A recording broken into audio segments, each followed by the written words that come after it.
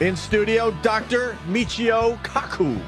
I said that correctly, right, sir? That's right. You sure did. You have one of those names that is just fun to say. Dr. Michio Kaku. You're on the Opie and Anthony show. You like to say Opie, though. Yes, We I have think I do. we have a very famous little clip from you, famous to the listeners, that we like to play a lot, where you mispronounce my name because it's like a famous physicist or something. As in Oppenheimer, father of the atomic bomb. Yes. Oh, yeah, that guy. Father of the atomic bomb. Oh, maybe I should know You that should one. know him. Oppie. Oppie. Yeah, he headed up the Manhattan Project. Yes. See, I watch the all the good channels, my friend, and I'm not even going to try. What channel are you on, sir? What do you mean? Your show. Oh, well, I'm on the Science Channel. Science Channel. Yeah, every Sunday night, giving you the lineup of shows. And this November, my book, Physics of the Impossible, will be made into a 12-episode series for the Science Channel. Really? One chapter on lightsabers, one chapter on ray guns and Death Stars, one chapter on force fields, 12 episodes starting in November. And we're about a third of the way filming. We've been filming all over the country, the most fantastic physics sites of the world. Now, do you actually try to create some of these items like a lightsaber? That's right. What we do is we take impossible technologies like lightsabers and break it down, go to the laboratories, and show you at what point it finally becomes impossible. Oh, okay. And then with animation, we complete it. So by the end of the show, you have a working lightsaber with a few missing parts. Do you estimate how close we are to actually having those things, like without needing animation? That's right. I call them Class 1, Class 2, and Class 3. Class 1 is a few decades to maybe a century before we have them. Like a starship. It'll be about a century before we have the first working starship. Yeah? You think 100 years or so we should have? With the antimatter. We were just a few days ago filming in Chicago at America's largest atom smasher, where they make antimatter. Really? Yeah, we actually showed a canister which in principle can hold antimatter inside. Now, how would that? Through some type of magnetic field? Yeah, holding antimatter is quite complicated because if you touch it the wrong way, it blows up. Yeah, I would assume. Now, how do you get rid of the matter that is inside the container to put the antimatter in it so it doesn't then cancel it out? Yeah, well, first you have to evacuate it. Any air would destroy the antimatter. Yes. By the way, next month, Tom Hanks is going to be starring with an antimatter bomb called Angels and Demons. The whole plot line is that there's a secret society after the Da Vinci Code that wants to blow up the Vatican, and they're going to blow it up with an antimatter bomb. So they've been interviewing physicists left and right for that program to get some of the facts right. Mm-hmm. Yeah, they want to get a few things right. What is antimatter? Antimatter is the opposite of matter, so it has the opposite charge. An electron has a positron, has a positive charge.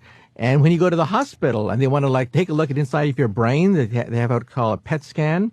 The P stands for positron, which is the anti-electron. So you have antimatter in a hospital. So is it the absence of matter or a different kind of matter? Different kind of matter. So that an electron and an anti-electron touch each other and they annihilate 100% efficiency. Now, a hydrogen bomb is 1% efficient. You lose 90%. Jeez. You lose 90% in a hydrogen bomb. I know because my friends work on these things. But my friends drink. You should see some of Jesus. No, I was offered a job by my mentor, Edward Teller, to design hydrogen warheads. But I didn't want to work on things as small as hydrogen warheads. I wanted to work on even bigger explosion. Really? The Big Bang. Yes, the whole creation of the universe. The big kahuna, right? That's what I wanted to work on. Jeez. What about the 3 telescope system you said that's going up that's supposed to be able to see through? What is it? There's dust that's 300,000 years that keeps us from seeing the we're going to in about 10 years we're going to be launching 3 satellites that'll give us baby pictures of the instant of creation. It's called LISA, and we'll be able to see the universe as it comes out of the womb. And maybe an umbilical cord. Maybe it'll pick up an umbilical cord that takes us before the Big Bang. So that's coming in about 7 to 10 years. This is some stuff that's very hard to wrap your mind around, is actually seeing things that had happened because of the distance being so far. That's right. But we have pictures of the Big Bang, baby pictures of the explosion itself. Really? So some people don't believe in the Big Bang, which is okay. I tell my students that they can believe that the Easter Bunny created the universe if they want. But we have photographs. We have photographs of the explosion itself, 300,000 years after the instant of the explosion. And it does look like an explosion. It does. Yeah. Yeah. But wait, is that new? Because I've only seen the dust where they say we can't see through the. What were those? The Hubble couldn't see through the dust, or they built the Hubble to see through the dust? Well, there's Does something about the dust? Yeah, I say dust a lot. Yeah, if they had no dust mop, it was boo. There's a haze that we have photographed that dates back to 300,000 years after Genesis, after the instant of creation itself. That we have Genesis, photographed. nice. So we have actually photographed the fireball that created the universe. Baby pictures of the infinite universe. Wow. So, what do you think it's going to look like? The actual photo? Because you could probably point to anything and just tell us that that's what it is. What's it going to look like? You said the moment it comes out. Well, we don't lie to you. No, I mean, your taxpayers' money.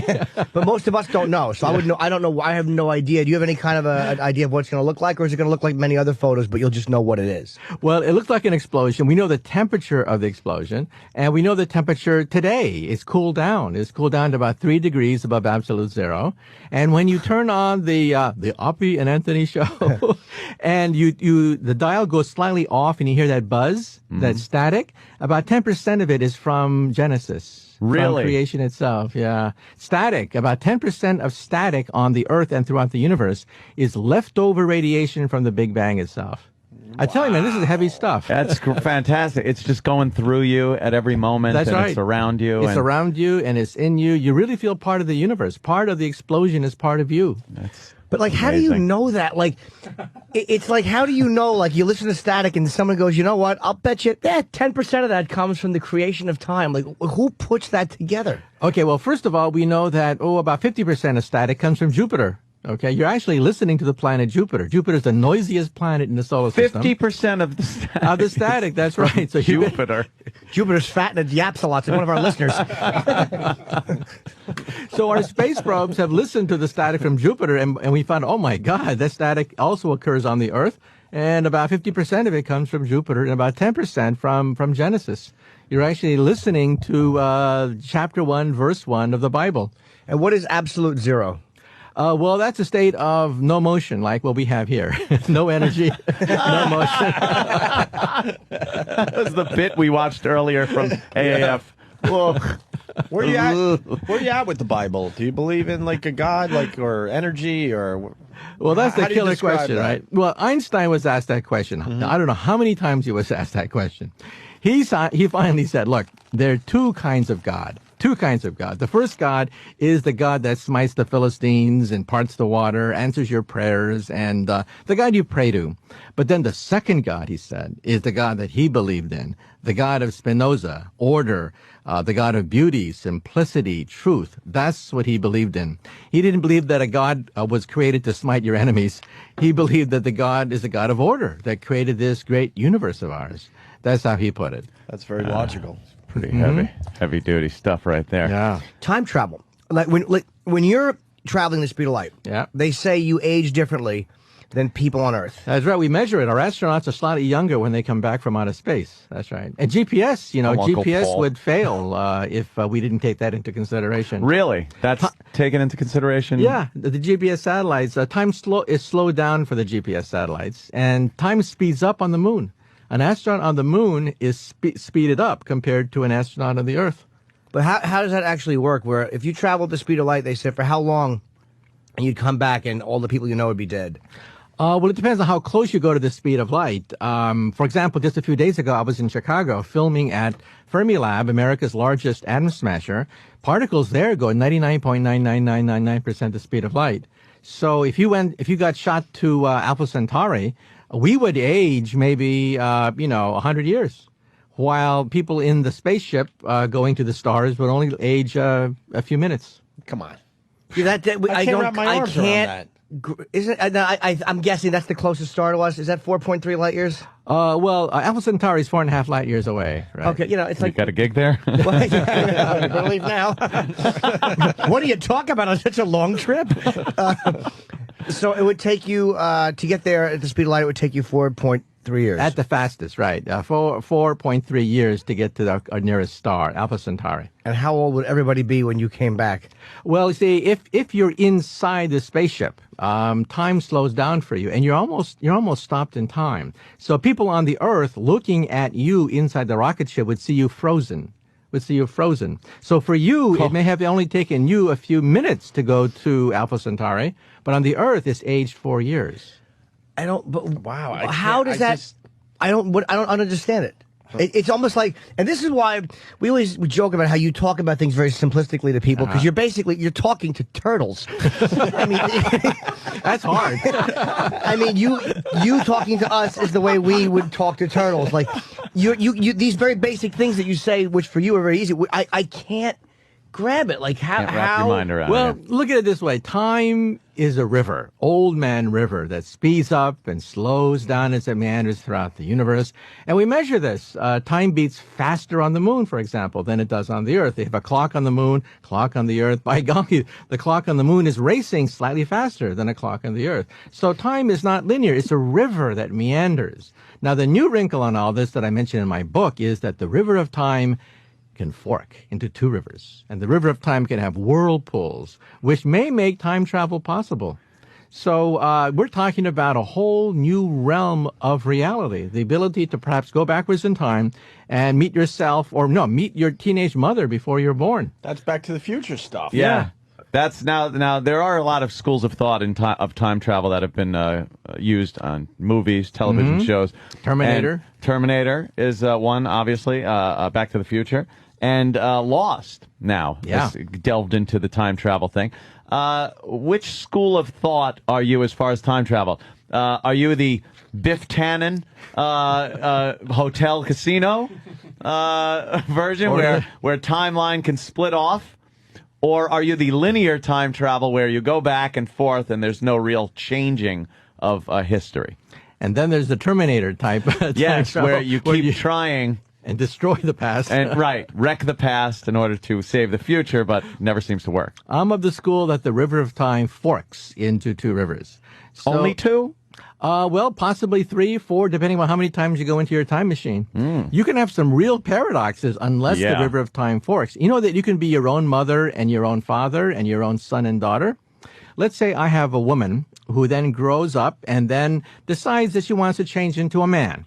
Then as a man, he goes backwards in time to meet himself as a woman, makes love to himself, has a baby. Then they take that baby backwards in time, who becomes the young woman. At that point, you are your own mother, father, son, daughter, grandfather, great-granddaughter. Can you imagine a family get-together? Just you in a room alone. No, you have all your mother and father and different people of different ages in the same room. And you have a food fight with yourself. Now, the paradox loop is very mind-boggling. Yes. When you think about it. And a simple example is going back in time and eliminating yourself as a child, killing yourself. Yeah. You would then cease to exist. That's where time forks into two rivers. That one, and then the new reality. Hey, he's got it. Oh, my God. Jimmy. He's got it. Jimmy knows. Well, men of similar ilk, we think alike. Oh, really? Yeah. Does this open Two up carbon units. Does this open up the possibility of living forever, Doctor? No, because in your own timeline, you age. You age in your own timeline. From the outside, it looks like a time traveler lives forever. But he has his own clock. He has his own watch. And that watch says that he's aging. Okay. So time travelers will age. What about the 2012 theory?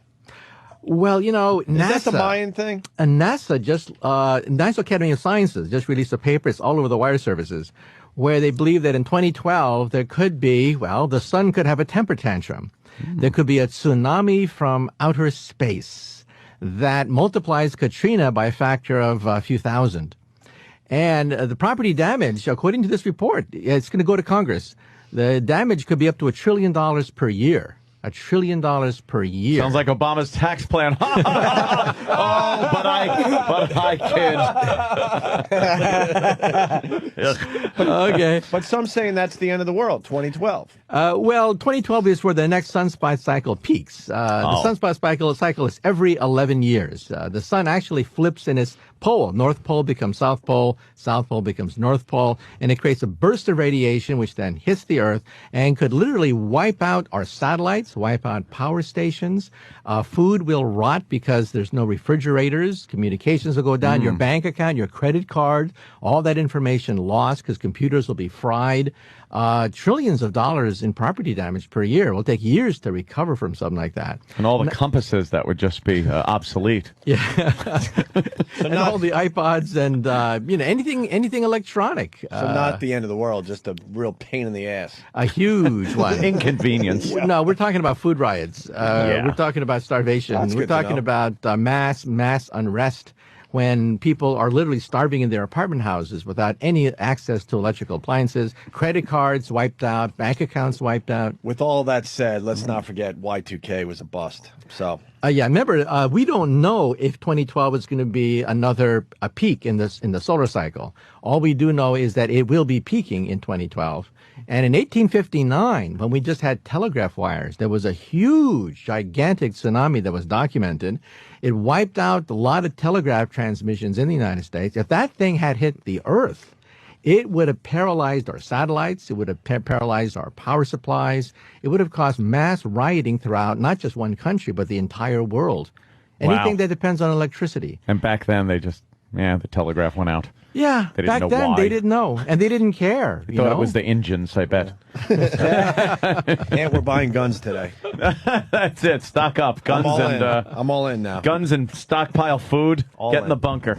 Now there are people that listen to you and think like, he's nuts. He's just come these great theories, but you can't prove them because they're in the future. It's like there are people that will say, oh, he's just making stuff, which I don't think you're making stuff up at all. But it's like, how do you? I'm not saying how do you prove it? You can't prove it because it's in the future. Well, but that's why we're going to film it. We're going to Harvard, MIT, Stanford, Livermore National Laboratory, where they design hydrogen warheads. We're going to the laboratories, interviewing Nobel laureates, scientists about what they do. That they are working on the biggest laser beam ever constructed in history. They're working on artificial intelligence and robots. We're filming these people. And then, of course, we don't have lightsabers. We don't have ray guns. Why not? We ask them that. And then we do a little animation to show that in the coming decades, what a lightsaber would look like. What a ray gun would look like. A lightsaber. What is the point where you reach that? Oh, well, here's what we don't have. Well, the reason why we don't have jetpacks like in Jetsons, the reason why we don't have ray guns, the reason why we don't have hoverboards like in Back to the Future, it all points to one thing. We don't have a nano battery. We don't have a battery that you can put in your hand that can energize a ray gun. We can build a ray gun with a nuclear power plant behind you that'll fire, Right. But then you have to carry a nuclear power plant into a firefight. It's a little difficult, yes. We have to miniaturize that nuclear power plant. And that's what we're also working on with nanotechnology, manipulating individual atoms to create a handheld battery that can energize a lightsaber, a ray gun, a jetpack, and your portable hover train. What is this small power device based on? Nanotechnology. We have the ability to manipulate individual molecules. So with our film crew, we went to MIT and we actually filmed growing these molecular things called nanotubes.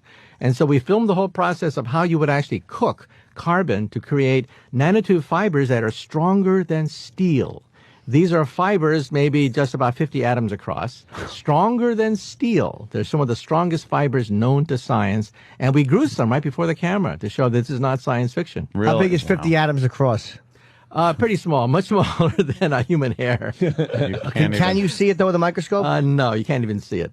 Even see it. But we know it's there. We know it's there. Well, here with a microscope. Well, with a microscope, you could see it, but okay. not with the naked eye. Yeah. I want to interrupt because we got a very important phone call coming in. We do. Yes. Let me just grab this really fast. Right. Talking to Dr. Michio Kaku. Hello, sir. Hi, can I talk to Opie and Anthony, please? You're on the Opie and Anthony show. This is Stephen Hawking. No, it's not. Stephen Hawking. You Wow. don't. Your voice has Opie changed. and Anthony, and happy birthday, little Jimmy. Thank you, sir. Jimmy. You got a question for Dr. Michio Kaku? Yes? I have a message for everyone. Okay. Your mom's box. I don't know what that means. All right. Should have thought that one through. Yeah, right. You should have. He probably wrote that one out before. Had potential. But you know what? Stephen was in the hospital. In fact, he's still in critical condition. Oh, yeah, But they're saying Yeah. yesterday that he's going to make a full recovery, which We hope so. confuses us. Yeah. Full recovery of everything or just his latest illness? Just his latest illness, Okay. right? Yes. He communicates, It's by the silly. way, through facial gestures. He's lost control of his fingertips. Wow. He basically moves his eyeballs and moves his facial muscles. That's how he communicates with the world. So he thinks math. Like, that's why he's so impressive. It's like math is bad enough when you're writing it down, but he thinks. Like, he theorized black holes basically when he couldn't write, right? Well, he can't write anymore. He lost control of his fingers. So he dictates ideas to his grad students, and then they carry out the ideas. Well, they better be paying attention, Man, right? right? They better know how to read his eyeballs. Yeah, that telephone game is not fun. It always gets messed up. Sitting there taking notes, and you're just drawing eyeballs in certain directions. Are we getting everything we can out of Stephen Hawking's his brain? You think, or we're way behind because well- he's blinking out all this stuff? Yeah, well, I think he's peaked in terms of his ability to contribute original ideas because he can't move his fingers. Sooner or later, you got to get a sheet of paper and work out the consequences of your equations, and he can't do that. But you know, he basically is sort of like a North Star. He's sort of like a messenger giving us the agenda for the next 10, 20, 30 years for black hole research, Big Bang research. He lays out the big problems for us. So is he as smart as Einstein or smarter? Well, I think he's the most celebrated scientist since Einstein, but I think even he would say that Einstein outshines us all. Einstein, out of nothing, out of almost nothing, created relativity. What Hawking has done is he's taken Einstein's theory and tried to combine it with atomic physics. Now, there's something I want to ask you, too. It's like black holes, okay? They say if you're going into a black hole, if you're within the event horizon and you're getting sucked in, but they say somebody watching you from the outside wouldn't just see you getting sucked in and disappearing. Like if you're watching someone, like say you're 10 feet beyond the event horizon, what would you see if somebody kind of crossed over that and began getting sucked into the black hole? Okay, first of all, the event horizon is a sphere surrounding the black hole. It's the point of no return. So a black hole is like a Roach Motel. You check in and nothing ever checks out. So the event horizon is the boundary at which you check in and never check out again.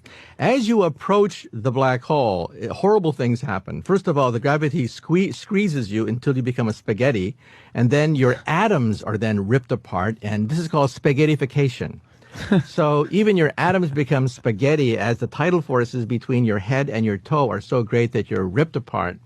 And as you pass through the event horizon, then of course you get toward the black hole and then you die.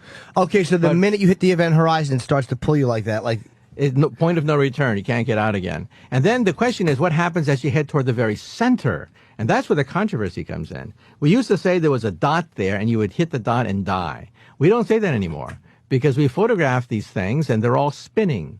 A spinning black hole collapses to a ring, not a dot. A ring, centrifugal force keeps it afloat. If you fall through the ring, you fall through the looking glass, and you may wind up on a parallel universe. Now, what would somebody see if they were watching you get ripped apart like spaghetti? They would see you almost frozen in time. From a distance, time slows down, it appears. So as you fall toward a black hole, you're in slow motion. So as you're getting ripped apart, would they still see the image of you whole? They would see the image of you whole being gradually torn apart by gravity. Gravity spaghettifies you, and they would see all that in slow motion. So from a distance, time seems to slow down. Would it be messy? It'd be very messy, right? Piece by piece, atom by atom, you're taken apart. Yeah. How long would it actually take, though? It would look like slow motion, but in reality, how long would it be taking? Thousands of years. There's a science fiction story where they throw the bad guy into a black hole, and you watch him scream for 1,000 years.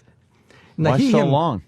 Because he's in slow motion as he heads toward the event horizon. Now, he himself, if you were to interview him, he himself would have said, it only took me less than a second to get right. sucked Just right into the whammo. center. Right? Boom, it's gone. But from the outside, light is distorted from the outside. So as a consequence, from the outside, it appears as if it takes 1,000 years for him to slowly be ripped apart atom for atom. Now, how does it feel when you're explaining stuff like this, which to you is very basic, and we all just want to go, let's go over that again? I know. We just keep pounding. It's like, what? What is that? It's so hard to get, like, the basic I don't get. Yeah, but just remember there are two clocks. One clock on the the guy who falls into the black hole, Right. and one clock outside. The two clocks read different numbers. And then it's not so hard. You can have two times. Time on the guy who's falling into the black hole. Look, and they're time- exactly a minute apart.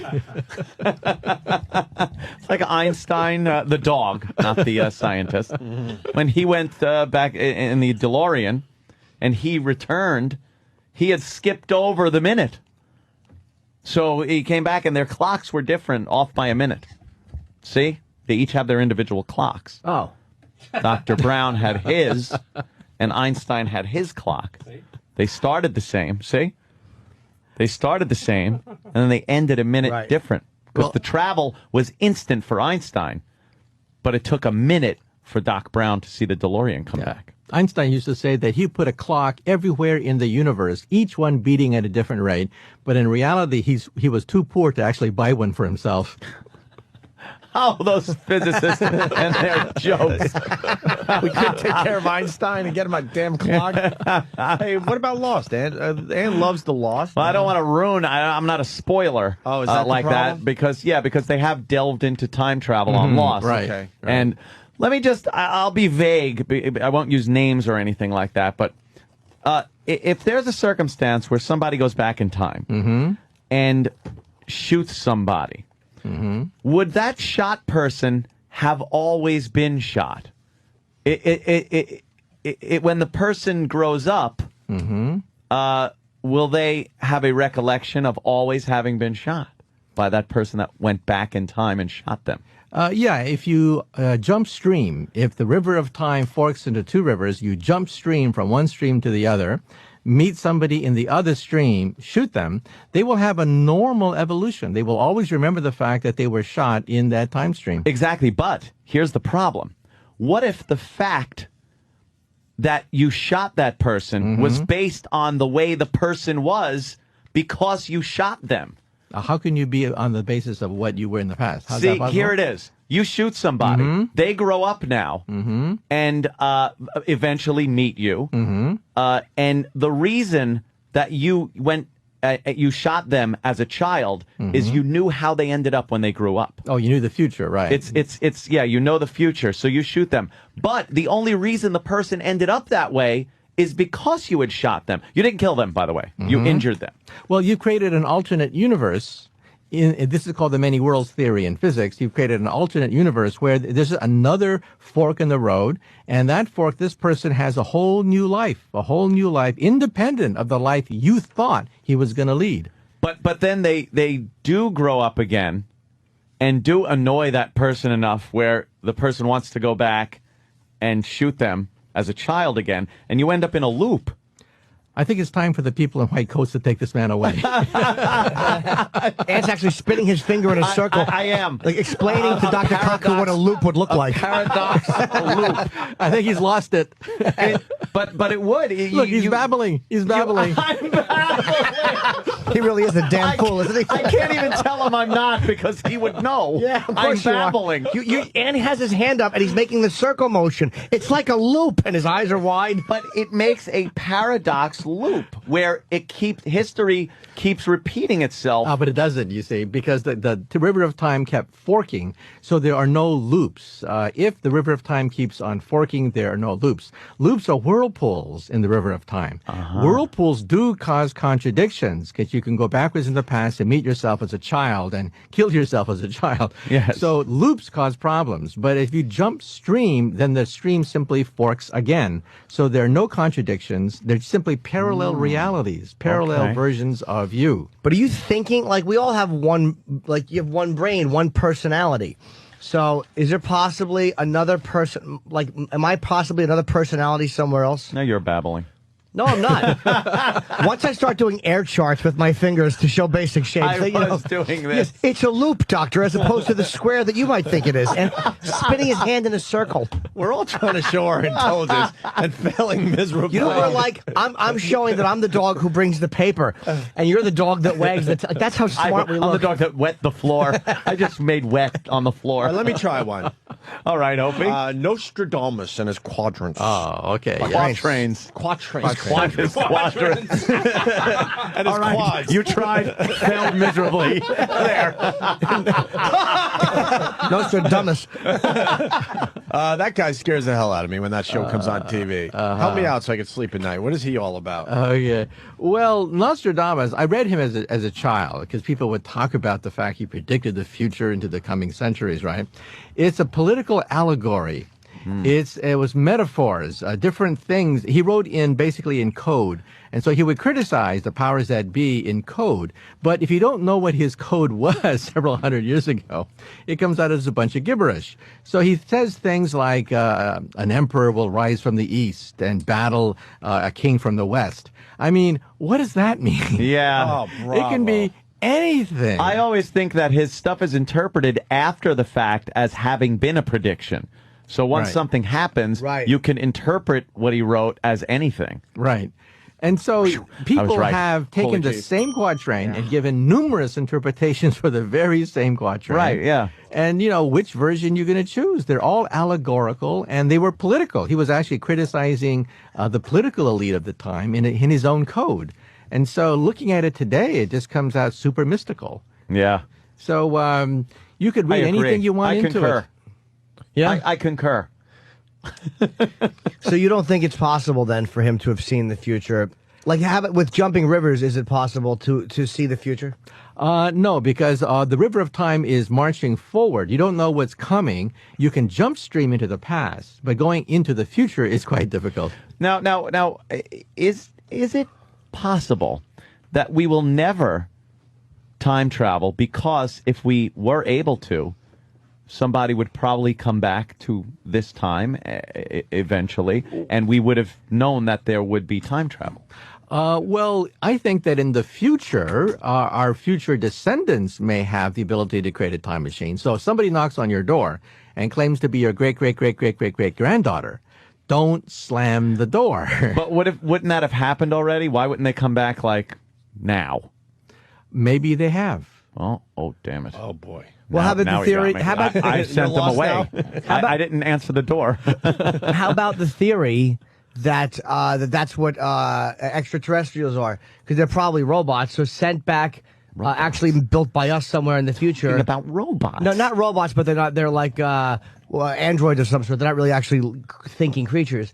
That they were sent from us from the future to kind of observe and watch our progress. Oh, I got you. Well, if you saw the movie 2001, the robots land on the moon, create a moon base to observe us. And that is actually the most realistic encounter with extraterrestrial intelligence. Because you're not going to send, if you're an advanced civilization, you're not going to send Captain Kirk from planet to planet to planet. There are too many planets. That's the silly. stupidest way to explore the galaxy. It's just silly. Captain Kirk, what an ass.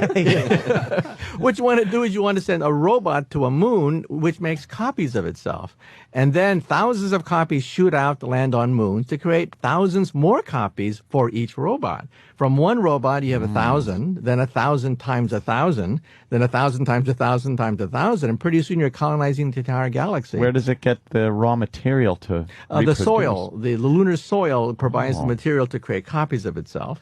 And this is how a virus colonizes your body. A virus is a molecule. It colonizes trillions of cells in 2 weeks, and you're sneezing. But it's a molecule. So how does a molecule colonize your body to give you a cold? By landing on a cell, hijacking the reproductive machinery so that it creates thousands of more copies of itself, viruses. Right. This means that on our moon, there is probably evidence of a previous visitation on our moon. It's the most mathematically likely source of a visitation.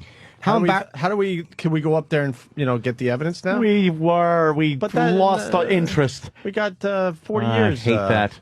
We should go of back. better What do technology. you think? Go back to the moon? Should we go back as people or machines? I think as machines, because it costs $10,000 to put a pound of anything just around the Earth. That's your weight in gold.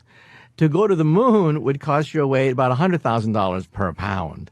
That's an awful lot of money to go to the moon. Yeah, that is. And how do we know they even hit that moon? They might have, who knows, those dumb aliens, they may have thrown it on one of Jupiter's moons and gone, all right, we got this area covered. And they're still waiting for someone to pop up on Jupiter. Yeah, you don't know. And Never know. you believe in aliens. I mean, we had Oh, an yeah. astronaut come out 2 days ago saying That's right. that the government's covering up. They want Obama to open some files. You have no Yeah. doubt that there's other things out there. Yeah. In fact, just yesterday, it was announced that we have discovered the first Earth-like planet that weighs twice the mass of the Earth.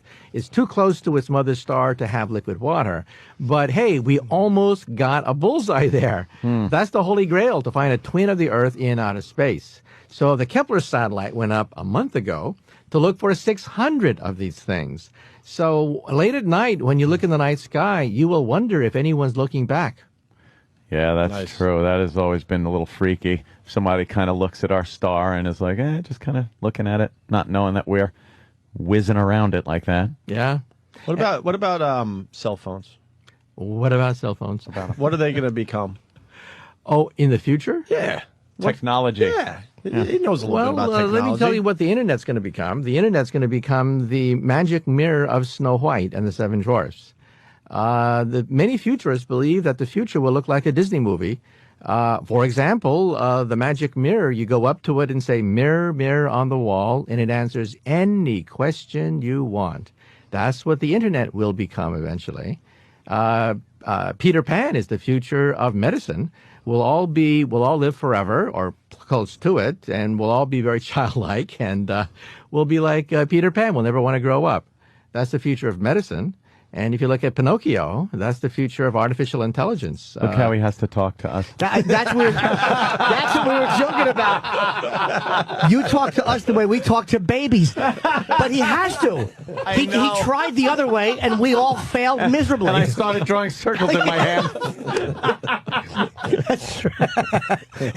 It was after that circle comment, it was right back to Disney characters. and Dumbo's big ears. We really are dopes. Oh, my God. I know. Whew.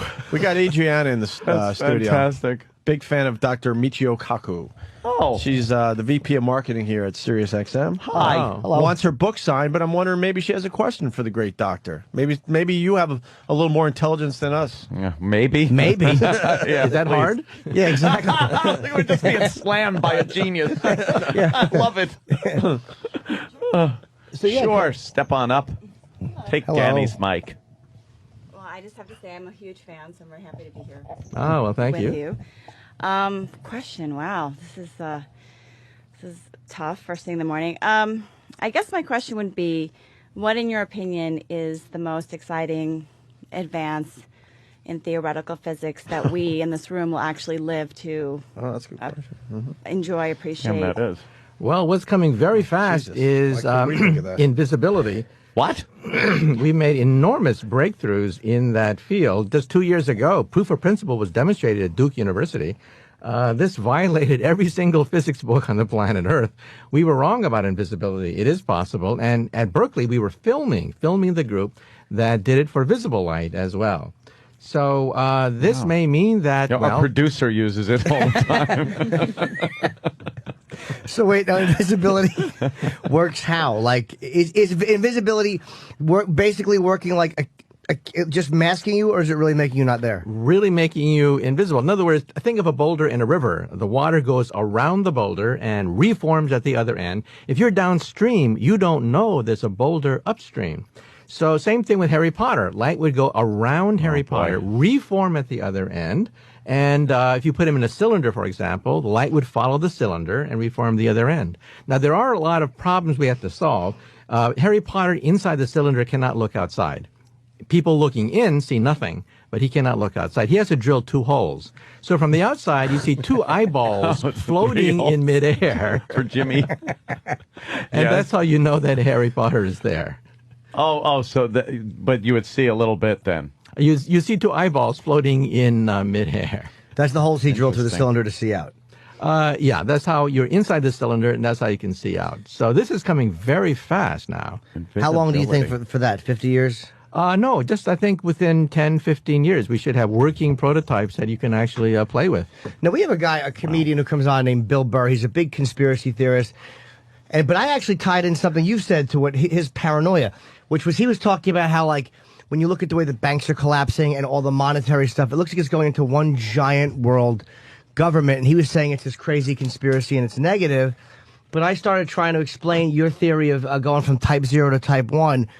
Whereas though maybe there's greed involved with it on some level, there is a certain natural progression going towards just becoming one planetary group. I think it's inevitable. Unless we blow ourselves up, we will become a type 1 civilization in about 100 years.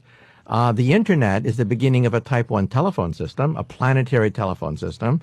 The European Union, when you talk about the economy, is the beginning of a type 1 economy. You got NAFTA, the European Union. English will be the planetary language. It already is the language of elites. And we're seeing the beginning of a type 1 culture. Rock and roll, blue jeans, rap music. That's the beginning of a type 1 youth culture. That's planetary. But is that stuff all, like, a lot of people tie that into something being negative, too. Like, a couple of, these elites will control the banking. They'll control us through controlling the banking. How do you kind of say that, no, that's a good thing. That's not a negative control the sheep thing? Well, take a look at the internet. At first, we thought maybe the internet would be like 1984. It could have gone 1984, but then the Soviet Union broke up, so the National Science Foundation gave the internet away. The internet is for free now as a consequence. 1984 is impossible. It is impossible to have a handful of people in a room control the world because the internet has decentralized opinion. Decentralize the way people meet, decentralize the way people interact. That's irreversible, I think. So we're headed for a planetary civilization that's more democratic. Now, terrorism. Terrorists really hate going to a type 1 civilization because a type 1 civilization is multicultural, multi-ethnic, progressive, scientific, not religious. And terrorists would prefer to live in a type -1 society where they don't get their energy from dead plants, oil and coal. They get their energy from campfires and maybe camel dung. Right. It's like playing some of those video games where you have to kind of evolve yourself from picking up sticks and stuff to buildings and better weaponry. Yeah, so I think it's inevitable that we're going to become a planetary civilization. And then beyond that, type 2, stellar, like the Federation of Planets. Star Trek is a type 2 civilization. And then type 3 would be like the Empire of Star Wars, would be a type 3 civilization. Ah, that's kicking ass. Now, to switch gears, I have a question, too, because we have to deal a lot of times. We've interviewed a lot of these really annoying 9/11 conspiracy theorists. And there's a theory here about the towers fell. When you watch them fall, they never could have fallen at that. And I know there's a mathematical thing that explains why they fell at the rate they fell. What is that mathematical? Because I know it exists, but I'm too dumb to know what it is. But I have to just tell people. Pull out a chalkboard out of his pocket and start writing it down, formula for you, Jim? There's something, it's called a certain type of theory which explains the rate that the building fell. Well, first of all, the towers are more or less designed to do that. So it succeeded in that sense. Otherwise, the towers would have tipped over on its side, in which case you would have wiped out most of Manhattan, Lower East Side, Wall Street. So they were supposed to basically collapse like a pancake downward. Now, some people think that maybe explosives brought down the World Trade Center, but explosives are placed on the bottom of a building. The World Trade Center collapsed from the top, not the bottom, showing that explosives were not involved in the collapse of the World Trade Center. And then some people say, well, fire does not melt steel. Therefore, it must have been George W. Bush who brought down the World Trade Center. Well, of course, fire cannot melt steel. Fire weakens steel. And that's all you need. Yeah, that's all it had to do. That's all it had to do was weaken the steel to make the whole thing buckle one by one by one. What was the, not to interrupt you, but what was the stuff? Because it looks like there's, people go, look at the video, there's liquid coming out of the building. See, that's melted steel. What is that looks like something melted steel, which couldn't happen? Well, it's not melted steel. It's softened steel, but lots of debris came out, and there was all sorts of stuff inside the World Trade Center. It was a working metropolis with thousands of individuals. So as it went down, if you look at the videotapes, you can't really tell what was coming out because it's too small and the resolution of the tape is not very good. The point is, it went down according to the laws of physics, and it was more or less designed to do that. What was the theory? Like they say, does it get faster as it's coming down? Slightly faster, but not much faster. It's free fall. The building was basically in free fall because there was nothing preventing. In other words, this building is basically air. If you think about it, a building is basically air. Like, why can battleships float if battleships are made out of solid steel? And the answer is they're hollow. Same thing with the World Trade Center. The World Trade Center was basically hollow. So as it collapsed, it could collapse more or less at the rate of free fall. Okay, because they say that there was that it shouldn't have collapsed as fast. Yeah. Is that the argument people make, that it shouldn't have collapsed? Yeah, but it did. And it does. If you take a look at even buildings that are collapsed with dynamite, they collapse very fast because the supports collapse. Once the supports collapse, you're in free fall. Is there a name for the mathematical explanation as to the rate? What is the name of Well, it's basically free fall because each layer was getting heavier and heavier as it going down. The supports offered no resistance. And that, by definition, is free fall, something that Galileo studied hundreds of years ago. Okay, I thought there was a name for the theory of how it... But okay, I guess that was... So this pancaking was more or less designed into the World Trade Center so that it wouldn't topple over and destroy Wall Street. All right. Worked. All right, good. It So worked. It wasn't liquid steel flying out, because people say that, and I don't know how to respond to that. No, it wasn't liquid steel coming out. There was no melted steel. Fire cannot melt steel, as people correctly point out. Fire weakens steel, and that's all you need. Well, that fire anyway. What about ones that they use to melt steel in a steel mill?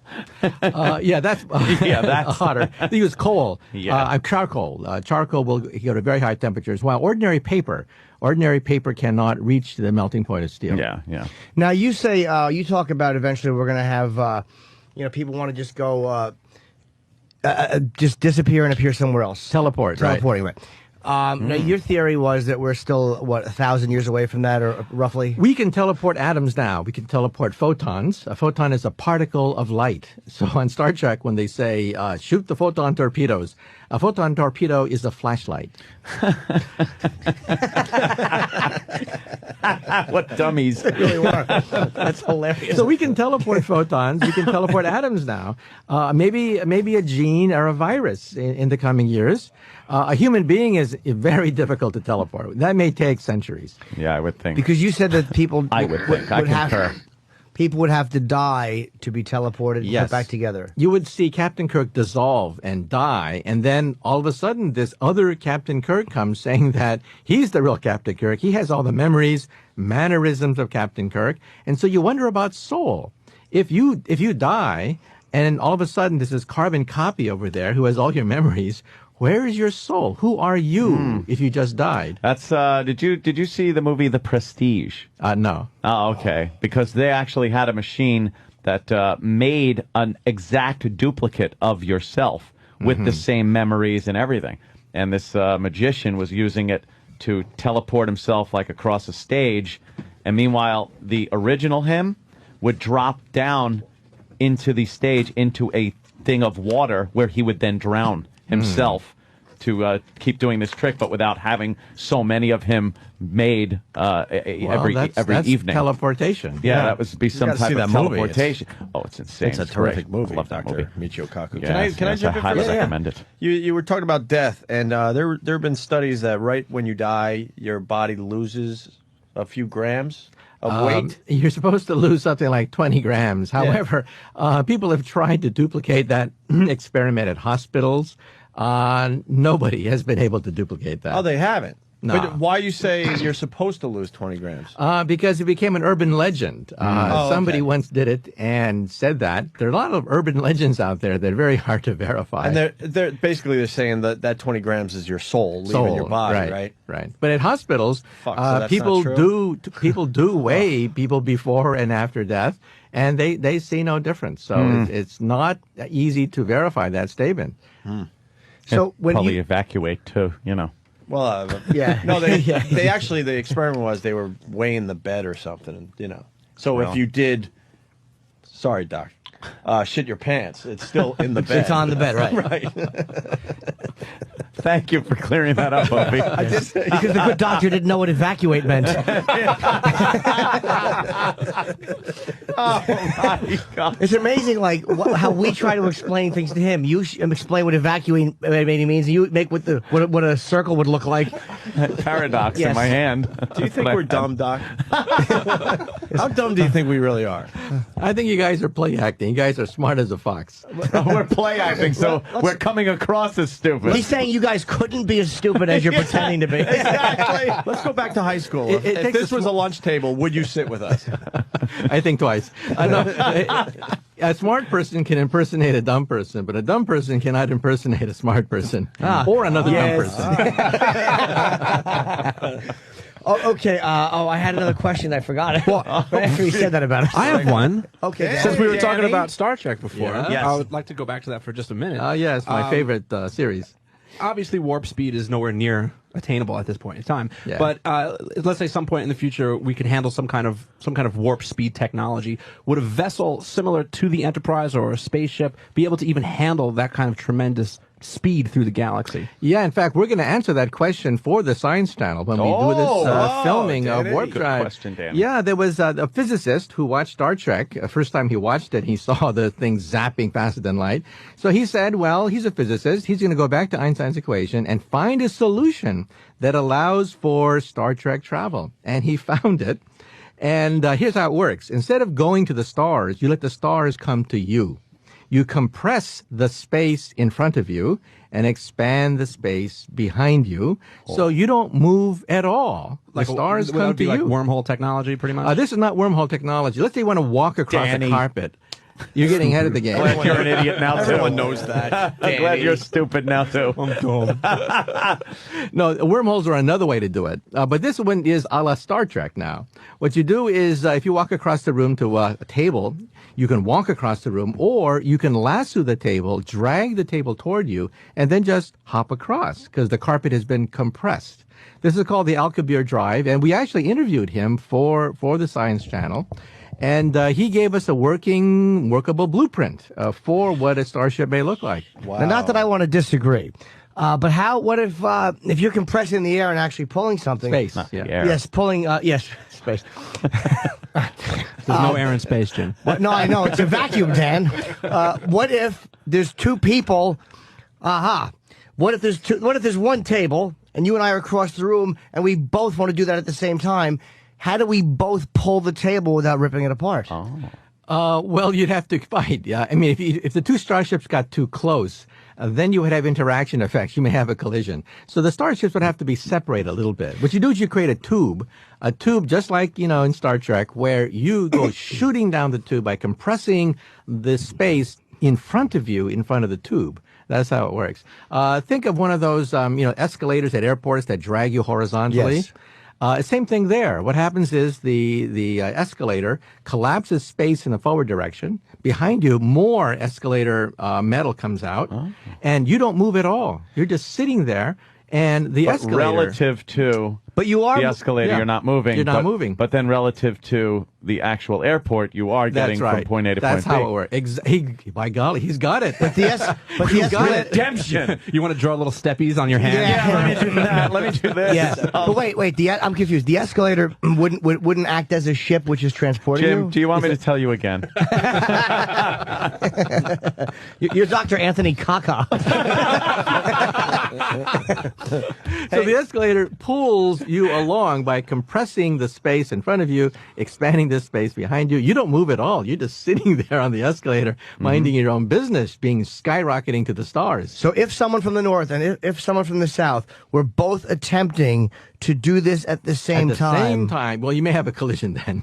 to get to a planet, to pull a planet, let's just say, and if you're pulling a planet, wouldn't you be pulling everything behind it? So if you're pulling a planet towards you, aren't you going to be pulling the guy waiting on the other side of the planet who also wants to pull the planet towards him? How do things not get ripped apart? Well, yeah, you got to be careful. I mean, you don't want to get too close to another starship that wants to go to the same destination at the same time. But I should point out that the main drawback of this is the fuel.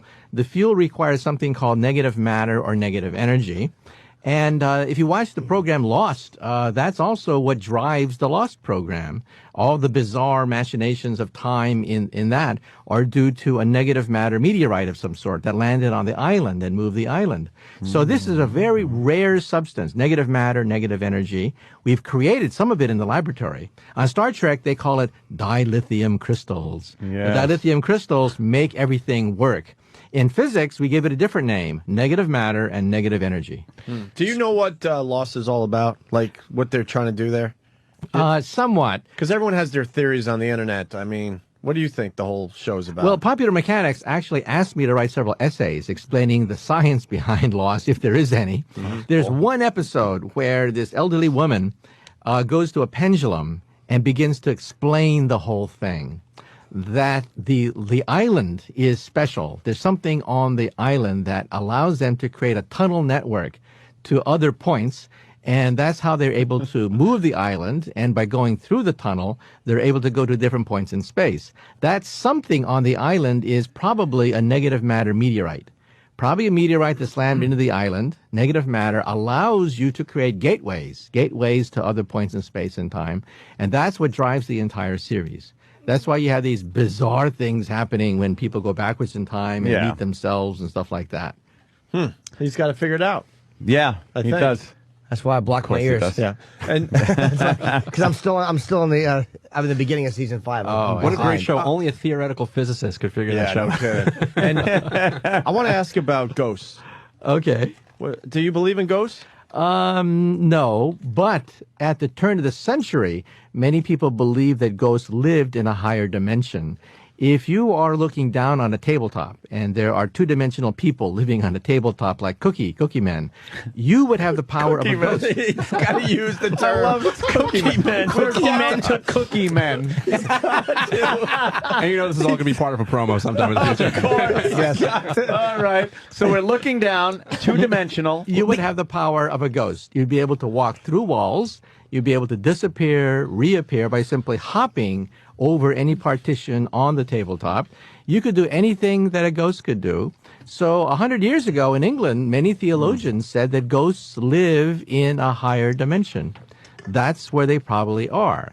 Now, since then, we kind of forgot the idea of higher dimensions, but now we're bringing it back in terms of string theory. In fact, at the Large Hadron Collider, opening up this summer, the largest machine of science, we hope to open up particles from the 11th dimension. So this is really hot stuff now. We think that the Big Bang took place in a higher dimension, and these higher dimensions are not science fiction. Ghosts don't live there. Strings live there. So, like, how would you have explained that? Like, you're talking to complete layman, so you explain it very well. Layman, that's Yeah, exactly. I'm Being Cookie nice. Man. Yeah, exactly. Cookie Man. Yeah, Cookie Man. He really did have to resort to like because he probably is like thinking, all right, these idiots probably like cookies with faces on them, and he's right, we do. They're delicious and they're fun to look at. How would you have explained that? He's looking at his watch. He's like, I've had enough of these boobs. idiots. How would you have explained that to say if you were talking to another theoretical physicist and he had asked you that? How would you? Because you wouldn't say that to him. How would you? Have No, said that? we'd use it mathematically. We use the shorthand shop talk. So when two physicists get together, you wouldn't understand a word we say. So Everything is a bunch of shorthand for equations. So how would you say? equations. How would you say that to me if I was another physicist? Like, just say I was listening for a second. I'm just curious as to what that level of conversation is, which I know is. Well, we have something called M theory, membrane theory, in which we have all the mathematics of 11 dimensions, and we look for classical solutions of these things, and then compare it with the data from the Large Hadron Collider. So this is coming very soon. Like I said, this summer, we're going to be comparing the data from the Large Hadron Collider with the predictions from string theory and M theory. And this can send shockwaves around the world that we have, quote, read the mind of God. What is the M theory mathematically? Is that too long to say? Yeah, it's a theory of membranes that vibrate in 11-dimensional hyperspace. Holy shit. Well, no, I knew that, but I was asking for the audience. Here's two physicists talking. What? I don't understand a word he's saying. I think we got to get him out of here. When did you finish the 12th grade? When did I finish the 12th grade? On time. You weren't one of these, I'm 6 years old and I'm already in college guys? No, I really didn't want to do that because I saw some people do that. They were kind of immature. And the danger is that you accelerate so much that your immaturity comes out and that it really retards your social integration. People think of you as being weird and you're shunned by your peers. You lead a lonely life. We had one of those in my high school. He was like 12. He was like 6 years ahead. What's your guilty pleasure? Enough with this. Yeah, it's a good question. What do you like to do when you're not being a brain? Something that isn't very, something you wouldn't think somebody of your, intelligence would enjoy. He knows what a guilty pleasure is. When I was a kid, I was going to start explaining it like Cookie Man. Well, a pleasure, reason. but with guilt. well, when I was a kid, I used to watch Flash Gordon on TV, and George Lucas too. If you watch Star Wars, it's a clone of Flash Gordon. Yeah. So even today, I get a thrill watching all these science fiction movies. I mean, I groan when they get the facts wrong. When they have rocket ships going you in space. Yes. There's no air in space. Smoke Rockets is coming out the back. Rockets do not bank in outer space. Jets bank because there's air, but rockets zigzag in outer space. But, I get a guilty pleasure because, hey, the special effects are neat, right? You get to see a glimpse of one man's conception of the future. So, I've seen them all. I've seen all the science fiction movies. Very different than Jimmy's guilty pleasure. Jimmy? It's kind of like the same thing, except with myself, I would probably say that men in dresses don't zigzag in space. I see The Good Doctor all the time. I don't want to give the wrong impression of myself. I'm a gentleman. Yes. All right. Well, the book. So are the people you're with. That's not true at all. I happen to like girls. Sometimes we all make mistakes. The book is. I actually have the book, and it's great. It's like you're reading. Is it easy to read? It really is. There's parts of it like the. Are there pictures? Yes, there are. And there's Beyond Einstein's a good book, and this one is Physics of the Impossible, a scientific exploration into the world of in the world of phasers, force fields, teleportation, and time travel. It's in paperback. There's been some updates, so if you have it, there's actually updates to the hardcover, and it's really cool to read this stuff because. It's like there's once in a while he does get into the math of it, and like there's certain things he's explaining, M equals pound sign hat, and you're like, all right, I'm out. But with that stuff, you just kind of glance over because I will never be able to grasp that. But when you walk through the other stuff, it is actually you can comprehend what you're reading. Yeah, that's which is important. Amazing. Yeah, that's very important. And it's a lot of pop culture stuff, which is good because a lot of people are interested in that and the workings of things like phasers and lightsabers and whatnot. And like I said, it hit number 10 on the bestseller list, so somebody's buying the book. Nice. For a book on theoretical physics to hit number 10 on the bestseller list. That's cool. I mean, it's not quite as good as 4, but I mean, it's still very impressive. You can count. He's got a great sense of humor. No, I hit number 4, but it was a long time ago. Jimmy, you got the plug sheet. Yes, I do. The TV show? Yeah, the TV show. Well, first, the website is mkaku.org. This is how you spell it. MKAKU. If you just Google Michio Kaku, you'll find him online. There's all these great talks you give explaining, the planetary 0, 1, 2, 3 planetary types and all this stuff. And it's Sci-Q Sundays, 8 to 11 on the Science Channel. And that when your show is? When does your show start? Well, the book itself will be serialized this November. Okay. So 12 episodes on the Science Channel. Each episode, ray guns, force fields, time travel, warp drive. That sounds good. And you work here in New York. watch You that. are you work at NYU. City University of New York. That's right. And you are you are? Henry Seaman Professor of Theoretical Physics is the official title. So is there anybody higher than you in physics at the school? No. No. That really was At that level. That was the only moment of disgust I saw coming out of that. Wait, No. there are actual students that have to take your Oh class? yeah, he's a professor. Professor. Well, How hard is that class? but you don't talk to them like as gently as you've spoken. Do you? When is the last time you said "cookie man" in class? Nah, I teach, actually, believe it or not, elementary astronomy this semester. We're up to 500 students now. So I show videos every lecture. We have guest lectures, planetarium shows. It's a multimedia success, my course. So is it? And we know you're leaving, but I have to ask you. The astronauts have been coming out. Project Blue Book for a long time was the Air Force's way of. I think originally it was done to debunk UFOs. That's right. And then the guy who I think was the head of it, who was a skeptic, became a believer. That's so it right. actually worked completely the opposite. And what was it that caused him to become a believer? Was it certain unexplainable videos? Just the sheer volume. You see, for a physicist, we can explain, 95, 96, 97% of these sightings as the planet Venus, radar echoes, weather balloons, meteorites. Swamp gas. Swamp gas. That was a big But one. it's the remaining 2 to 3% that really give you the willies. There's a handful of these sightings, like the famous JAL sighting, that really give you the creeps. What's that one? These are multiple sightings by multiple modes. JAL airliner going over the Pacific saw something off the ship.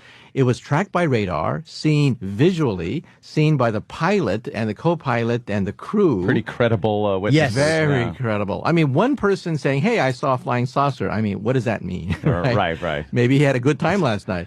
But hey, the whole crew saw it, tracked by radar, seen visually. There are videos of it. I mean, you can see the radar trackings on the internet. And pilots understand things like that give you the creeps. because pilots understand enough about the way things travel in the air where, well, it's not a new piece of technology. Like even years ago, if a pilot saw a stealth bomber, he would have understood it was some type of a military plane. He wouldn't have thought it was a flying spaceman Yeah, it's ship. got wings. It's made to Yeah, fly through they the get- air. It has to travel in a certain way, like aircraft do. If you get something that can just change direction doing 10,000 miles an hour, it's not an aircraft that's built right. here. Yeah. Now, my own personal theory, as I mentioned, is that 2001 is based on the idea that on the moon there is a robotic probe left over from a passing Type 3 civilization. Perhaps periodically they just check up on us. So they're automated. There's no one in these things. They just are sent from, not from deep space, but from the moon. And then they just send back a message. Still stupid. Come back later. Still Cookie Man. Cookie man. Do you have any? I'm sorry, I don't remember your name.